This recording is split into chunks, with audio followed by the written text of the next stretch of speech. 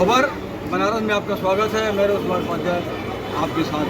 आज समाज में चर्चा का विषय बना है मन की बात। हर समाज के छोटे से बड़े लोगों में पता है मन की बात क्या होती है। ऐसे में हमारे मंचासीन मेहमान, विधायक, सांसद जो समाज के लिए आज परिचय को मोहताज नहीं है, आज समाज के मीडिया के माध्यम से मन की बातों को जिन्होंने अध्ययन किया और उन्होंने जो संदेश देना चाहते हैं, जो आज परिचय को मोहताज जी सर के लिए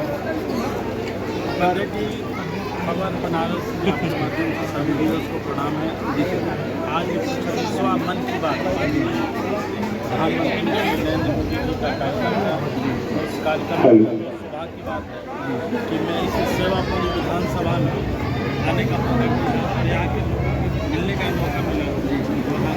यहाँ के साथ यहाँ के पार्टी के कार्यकर्ता बहुत सभी ध्यानपूर्वक मन की बात को सुनने का देश के प्रधानमंत्री देश के विभिन्न स्थानों के जो विषय उठाने वाटर हार्वेस्टिंग करना चाहिए, किस तरह से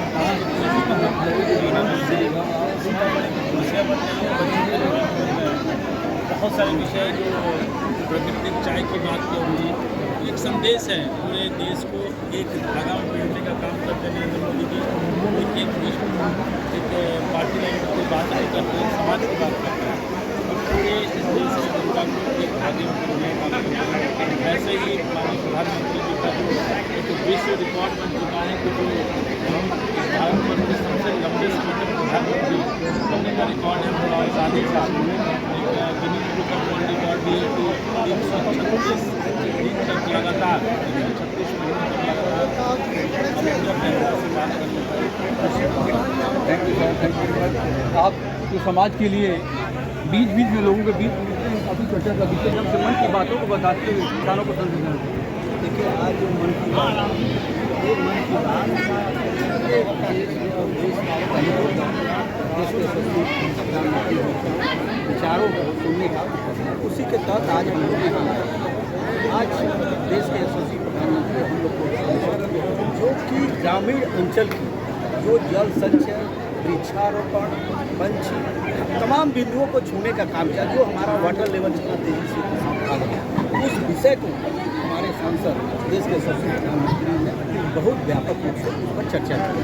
हमें पानी कैसे बचाना है, जो प्रदूषण बढ़ रहा है उस वृक्ष को, माँ के नाम एक वृक्ष आप देखे हैं कि एक वृक्ष हमारे मीडिया के माध्यम से ऐसे लोग हैं जो कि इसी सिस्टम से दूर हैं या किसी के द्वारा वो जानना चाहते हैं, तो उनके लिए विशेष तौर से जो अछूते हैं, जो इन सिस्टम से दूर हैं, उन्हें क्या संदेश देना चाहिए? उनको ये है ना कि हमारे जो ये बूथ की कमेटियाँ हैं, निचली इकाई हमारे वही है, वो इस चीज़ के लिए जन जागरण हम लोग कर रहे हैं और उनको तक पहुँचने का काम कर रहे हैं। इसको सर अदिति जो एक सच्चे समाज कार्यक्रम में एक प्रतिनिधि की भूमिका, आप पिताजी अस्वस्थ हैं, इसके बावजूद भी उन्होंने बेहतर समाज के लिए सेवाओं देने के लिए सोच है, आगे की के लिए आपकी क्या सोच है? बहुत बहुत धन्यवाद आज खबर बनारस से मुझे जुड़ने के लिए। मैं सारे व्यूअर्स को हृदय से प्रणाम करती हूँ और बनारस की जनता का मैं बनारस की जनता को मैं साष्टांग प्रणाम करती हूँ।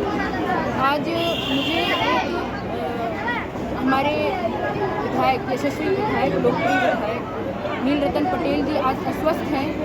उनकी बचपन से यही भावना रही है कि हम समाज की सेवा करें और समाज की सेवाओं में अपनी पूरी सार्थकता से अपने आप को सम्मिलित करें।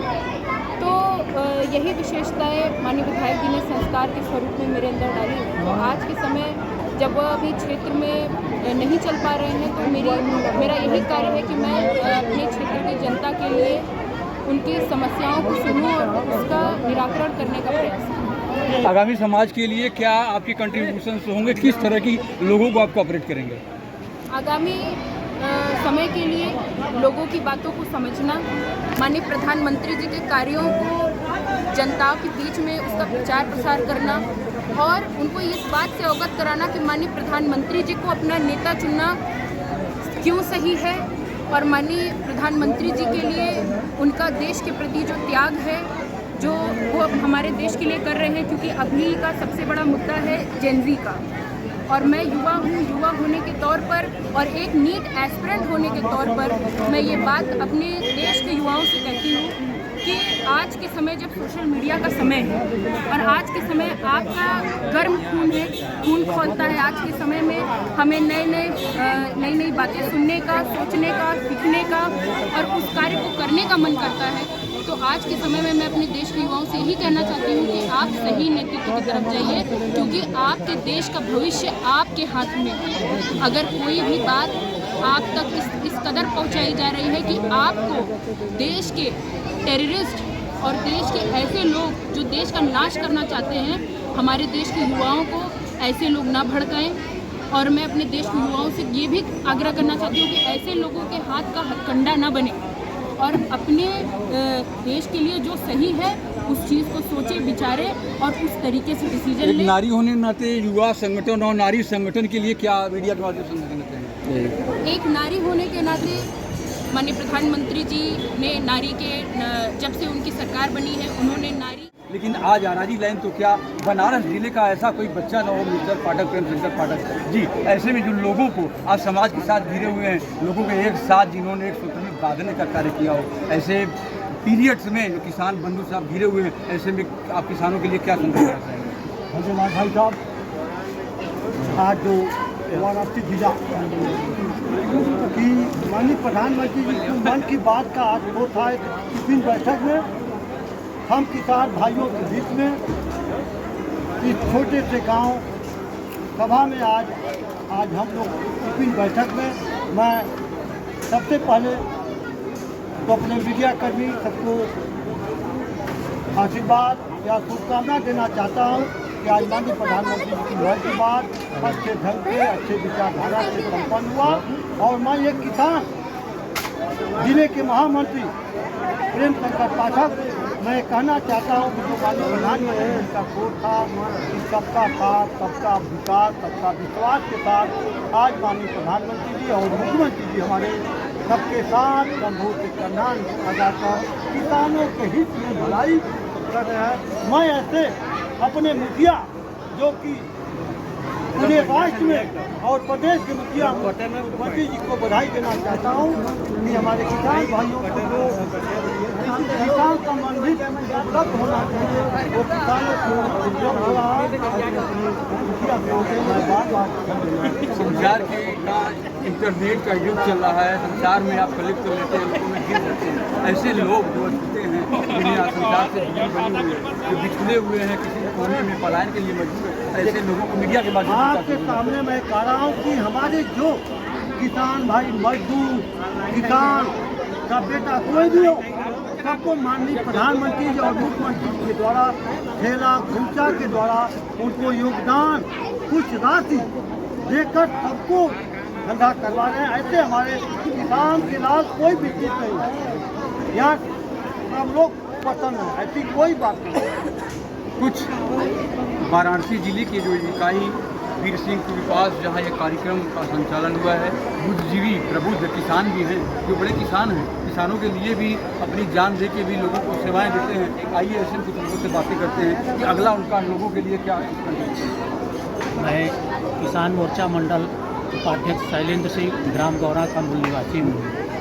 आज यहाँ पर जो वीर सिंहपुर में ये प्रधानमंत्री जी के मन की बात हुई, इसमें हम लोग भी सम्मिलित होकर के बड़ा गौरवान्वित हुए।